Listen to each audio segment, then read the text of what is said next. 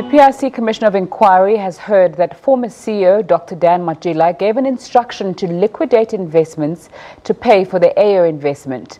Portfolio manager for listed properties at the PIC Gaanewe Adams took to the stand and told the Commission that Matjila was on leave but came back to the office even though there was someone acting in his position to have a meeting to approve the deal. Adams says the meeting deliberated on the risk to the transaction and how it could be mitigated and decided to approve the deal. The transaction had at this time already signed and approved with the promise that the deal would be ratified at this stage, but that did not happen. Adams says the meeting went on as though the deal was not approved and paid for already. She says there was a lot of pressure to make sure that the transaction was effected. PIC paid 4.3 billion rand to AO Technology in December 2017 in a transaction that did not follow PIC investment procedures.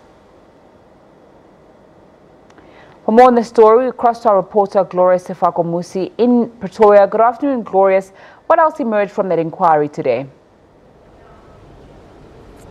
Good afternoon, Zinga, and a good afternoon to our viewers. Well, let me just take you through the different speakers that took to the stand here at the Commission. We started the day with Lebogang Molebadzi, who is the General Manager for Listed Equities, who was completing his testimony after he took the stand yesterday, but because of time, he could not complete.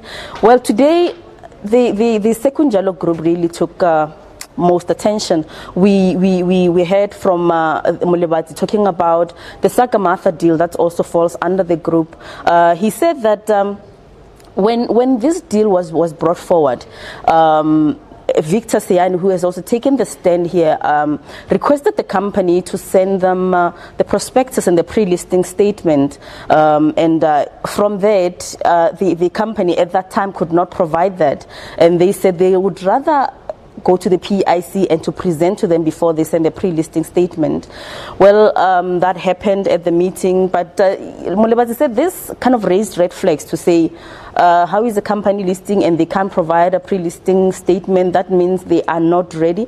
And other concerns with Sagamatha was that inside the group there was independent media, which was a newspaper group that was loss-making at the time, and also the fact that there's too much exposure to this group. The fact that independent media had gotten a loan from PIC, and then you have on the other side the IO deal had just gone through, and now they were coming back with another proposal for investment. But this time Sagamatha excuse me, they wanted the PIC now to invest in their shares at about 39 rand.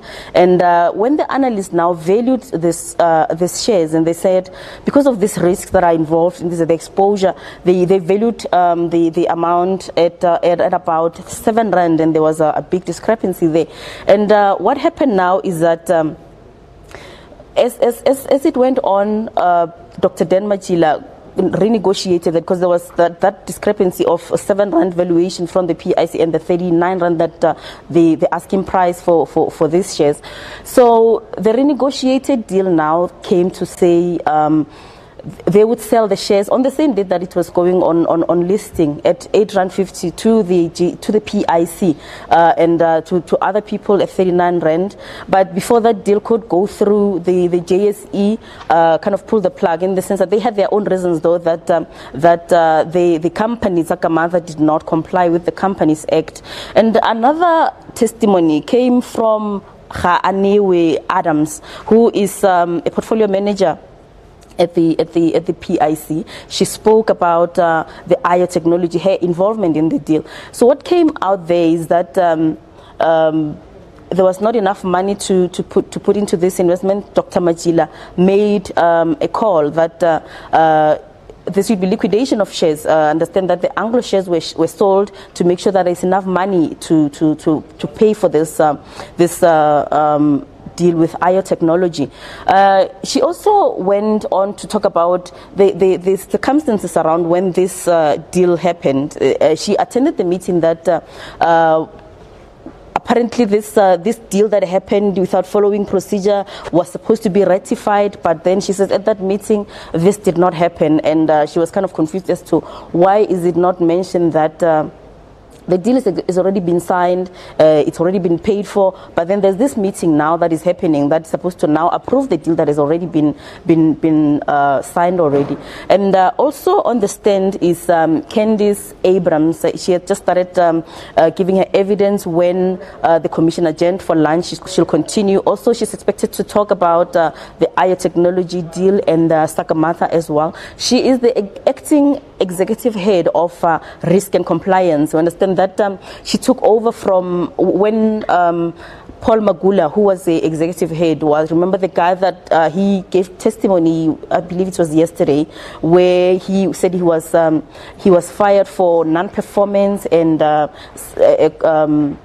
his involvement in VBS. He was accused of not taking seriously his fiduciary duties. Of course, these are charges that he's against, that he said he refuted, but he has been fired. So now in that acting position of risk and compliance executive is Candice Abrams, who will continue giving testimony after the lunch break.